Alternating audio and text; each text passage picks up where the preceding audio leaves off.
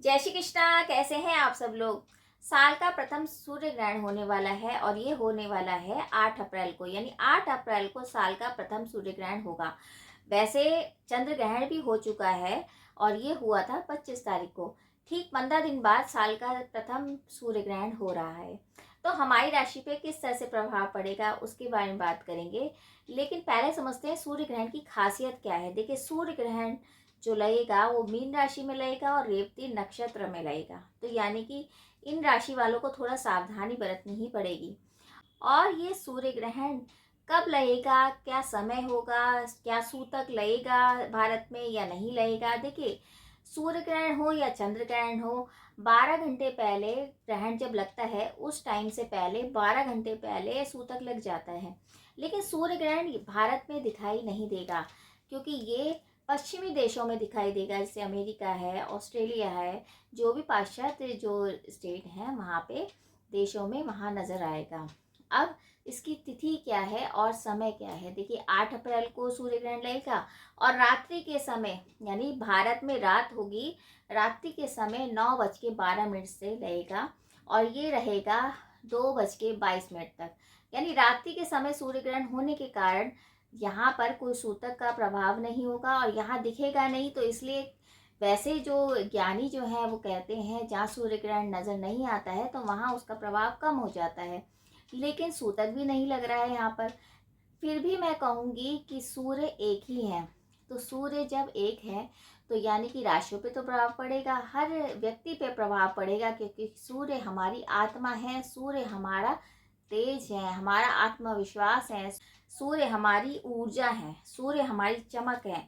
और सूर्य एक तरह से प्लेनेट में जो ग्रहों में राजा है। तो सूर्य का इस तरह से ग्रहण लग जाना, क्योंकि सूर्य ग्रहण ये पूर्ण सूर्य ग्रहण है, 99% सूर्य जो है पूरे ढक जाएंगे। क्योंकि अब हो सकता है कई देशों में सूर्य ग्रहण के कारण अंधेरा भी हो जाए, क्योंकि पूरी तरह से पूर्ण सूर्य ग्रहण है, तो यानी कि पूरी तरह से ढक जाएंगे सूर्य। तो कई जगह तो अंधेरा भी होगा, जहाँ जहाँ इसकी विजिबिलिटी है, यानी जहाँ जहाँ ये दिखेगा वहाँ पर अंधेरा भी हो सकता है। लेकिन भारत में रात्रि में होने के कारण यहाँ पर सूर्य ग्रहण नहीं दिखाई देगा, तो यहाँ सूर्य ग्रहण का प्रभाव कम होगा। लेकिन फिर भी सूर्य है तो एक ही, चाहे वो देश में दिखे ना दिखे, तो आपको ज़रूर प्रभावित करेंगे। कहीं तो कुछ अच्छा भी होगा, कहीं राशियों पे कुछ खराब भी होगा। तो उसी के बारे में बात करेंगे। ये तो मैंने बताया समय क्या है, सूतक लगेगा नहीं लगेगा, कहाँ दिखेगा। अब हमारी राशि पे किस तरह से प्रभाव पड़ेगा। देखिए, ये चंद्र राशि के अकॉर्डिंग देखिए, जो मैं राशियाँ बताती हूँ चंद्र राशि के अकॉर्डिंग बताती हूँ। तो अब स्टार्ट करते हैं सूर्य ग्रहण का प्रभाव हमारी राशि पे कैसा रहेगा। पहले लेते हैं मेष राशि। प्रथम राशि मेष राशि में सूर्य ग्रहण जो लगेगा, जैसे मीन राशि पे लगेगा है ना, सूर्य 12वें भाव में लग रहा है, यानी 12वां भाव खर्चे का भाव होता है। हालांकि आपको मानसिक तनाव होगा, सारी चीज़ें होने के बाद भी, यानी कि मानसिक तनाव भी होगा, खर्चा भी अधिक होगा, व्यर्थ की भागदौड़ होगी। लेकिन आपका जो विदेश रिलेटेड काम है वो काम आपका होगा। खर्चा होने के बावजूद आपको एंजाइटी भी रहेगी, सारी चीज़ें रहेंगी, लेकिन फिर भी आपका विदेश से रिलेटेड जो आउट ऑफ इंडिया काम है वो काम में बढ़ोतरी होगी। कुछ आप मानसिक तौर से तो परेशान रहेंगे, लेकिन वैसे आपके धन से रिलेटेड जो काम है वो आपके काम बनेंगे। खर्चा अधिक हो सकता है और साथ साथ आपको ध्यान रखना है अपने स्वास्थ्य का। वृषभ राशि, देखिए वृषभ राशि में सूर्य आएगा 11वें भाव में। अब 11वें भाव में सूर्य आने का मतलब ये है कि आपके धन के जो मामले हैं, कहीं आपका धन फंस सकता है, कहीं आपको ऐसा लगेगा कि मुझे आज किसी से एप्रिशिएशन चाहिए था, वो एप्रिशिएशन आपको नहीं मिलेगा। कुछ ऐसी दिक्कतें आएंगी, कुछ ऐसी चीज़ें आएंगी आपके जीवन में कि आपको लगेगा कि आज तो मुझे कुछ मिलना चाहिए, काम बनने वाला है लेकिन काम नहीं बनेगा। तो धन के जो क्षेत्र हैं वो खराब हो सकते हैं।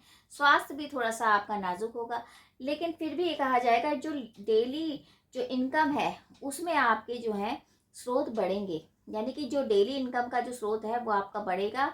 लेकिन जो धन आपका अटका हुआ है कहीं, वो आपको वापस मिलने में दिक्कत करेगा। धन से रिलेटेड थोड़ी सी दिक्कतें आएंगी, लेकिन जो डेली सोर्स के काम है वो काम आपके अच्छे होंगे। आपको कहीं से क्रेडिट नहीं मिलेगा, ये बात भी हो सकती है। अपमान का सामना करना पड़ सकता है, तो थोड़ा सा वाणी पे कंट्रोल करिए। वृषभ राशि वालों को थोड़ा सा वाणी पे कंट्रोल करना पड़ेगा। अब आती है मिथुन राशि। मिथुन राशि में सूर्य ग्रहण कहाँ लग रहा है? आपके कार्य क्षेत्र में, यानी कि 10वें भाव में। कार्य में अचानक से रुकावट, आपको ऐसा लगेगा कि मैं इतना काम कर रहा हूँ, कर रही हूँ, और मेरा काम का कोई क्रेडिट नहीं, मुझे मिल ही नहीं रहा है। या अधिकारी वर्ग से आपको लड़ाई हो सकती है कि आपका अनबन हो जाए, या आपको लगेगा कि मेरा तो काम करना ही व्यर्थ है, मेरे, क्योंकि उससे मुझे कुछ मिल नहीं रहा है, मतलब ऐसा लगेगा ऊब जाना काम से। इस तरह की सिचुएशन आ सकती है, लेकिन आपको ध्यान तो रखना है ना। तो आपको, वैसे मैं एंड में उपाय बताऊंगी कि इस टाइम क्या कर सकते हैं, लेकिन आपको विशेष ध्यान रखना है कि अपनी जॉब नहीं स्विच करनी है, यानी कि जॉब को नहीं छोड़ना है, कभी गुस्से में आप जॉब छोड़ दें। तो ध्यान रखिए, कार्य क्षेत्र में लग रहा है तो अपने काम में मन लगाइए। वहीं कर्क राशि की बात करें तो भाग्य में, यानी किस्मत में, आपके 9वें भाव में सूर्य ग्रहण लग रहा है, यानी कि किस्मत साथ नहीं दे रही है। और ये जो ग्रहण है ना, ये कम से कम 3 महीने तक एक्टिव रहता है। वैसे तो 15 दिन तक इफेक्ट मिल जाता है, लेकिन 3 महीने तक आपका मन विचलित रहता है। तो आपकी किस्मत साथ नहीं देगी। आपके प्रियजनों से, जो आपके फेवरेट पर्सन हैं, उनसे शायद आपका अनबन हो जाए, या आप उनसे अलग हो जाएं। इस तरह की सिचुएशन हो सकती है। तो भाग्य को सपोर्ट करने के लिए आपको सूर्य के उपाय तो करने ही पड़ेंगे। वहीं अगर हम सिंह राशि की बात करें तो सिंह राशि वालों के लिए तो बहुत अच्छा टाइम है, यानी कि सिंह राशि का जो है 8वें भाव में सूर्य ग्रहण लग रहा है, यानी कि आपके रुके हुए काम भी होंगे। हो सकता है अगर आप पॉलिटिक्स में हैं तो वहाँ आपको कुछ मिल जाएगा, यानी कि कुछ ओहदा मिल सकता है, कुछ अप्रिसिएशन हो सकता है। कहीं एक कहते हैं ना कि सडनली एक लॉटरी लग गई, वो लॉटरी जो है वो लग सकती है, अचानक से धन आ सकता है। तो आपके लिए तो बहुत अच्छा जाएगा। अगर हम कन्या राशि की बात करें तो सप्तम घर में लग रहा है। देखिए, सप्तम में अगर सूर्य ग्रहण लग गया ना, तो यानी पार्टनरशिप में कोई दिक्कत आ गई, आपके जीवन साथी से अनबन हो सकती है। लेकिन वैसे धन के क्षेत्र अच्छे होंगे, कॉन्फिडेंस बहुत बढ़ेगा। लेकिन अगर आप वहीं वाणी का दुरुपयोग करके अपने पार्टनर से बिगाड़ लेंगे तो दिक्कत आ सकती है। तो संबंध आपके खराब हो सकते हैं, चाहे वो आपके हस्बैंड वाइफ के हों या पार्टनरशिप का हो। तो थोड़ा सा संयम बरतिए। वहीं अगर हम तुला राशि की बात करें तो 6ठे भाव में लग रहा है। देखिए, 6ठे भाव में लगने का मतलब है कि थोड़ा सा हेल्थ इशू हो सकते हैं, एंग्जाइटी बढ़ सकती है आपकी।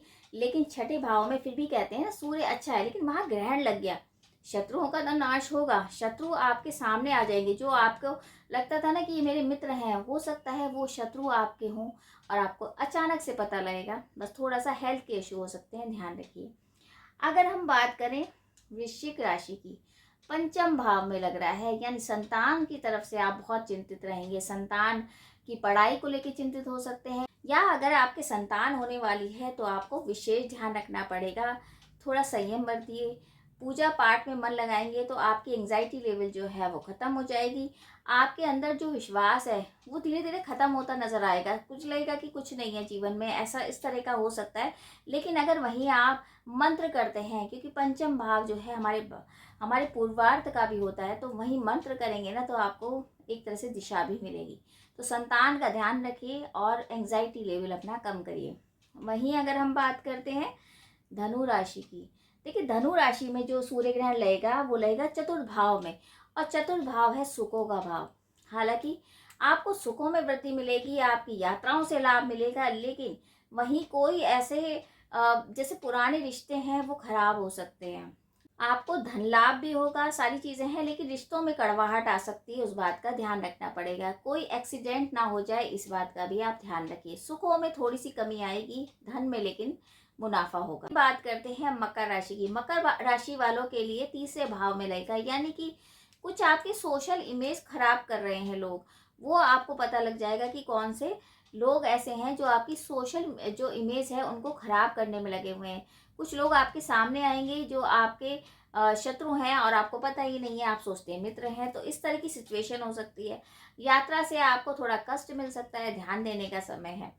वहीं अगर कुंभ राशि की बात करें तो 2रे स्थान पे लग रहा है, यानी कुटुंब से अनबन, कुटुंब से बेवजह की झंझट हो जाएगा।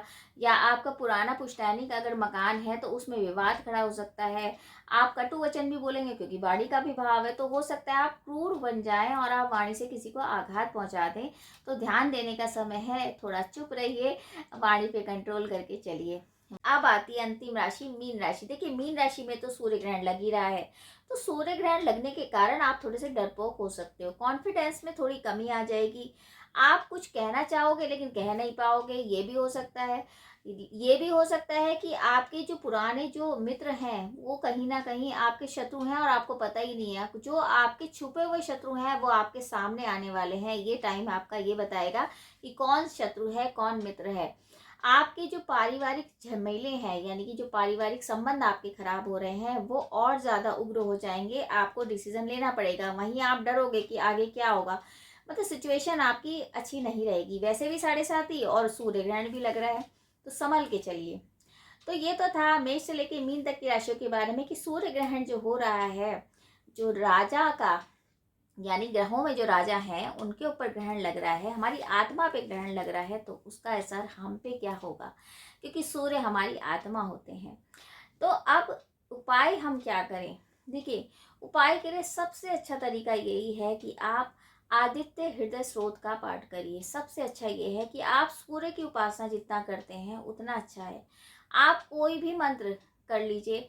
अगर आप जिस टाइम जो पीरियड होता है ना ग्रहण का, उस टाइम अगर कोई मंत्र सिद्ध कर सकते हैं, कोई मंत्र करते हैं तो वो सिद्ध हो जाता है, क्योंकि दोनों स्वर चलते हैं, सूर्य स्वर भी चलता है और चंद्र स्वर भी चलता है। तो उस टाइम अगर कोई मंत्र करते हैं तो मंत्र सिद्ध होता है। आपकी जो पुकार है ईश्वर बहुत जल्दी सुन लेते हैं। तो उस टाइम कोशिश करिए सूर्य के मंत्रों का जाप करिए। ओम सूर्याय नमः या ओम मित्राय नमः, इस तरह का आप मंत्र का जाप कर सकते हैं। अगले दिन आप दान पुण्य कर सकते हैं, किसी नीडी पर्सन को गुड़ दे सकते हैं, दाल दे सकते हैं लाल रंग की, या लाल कपड़े दे सकते हैं।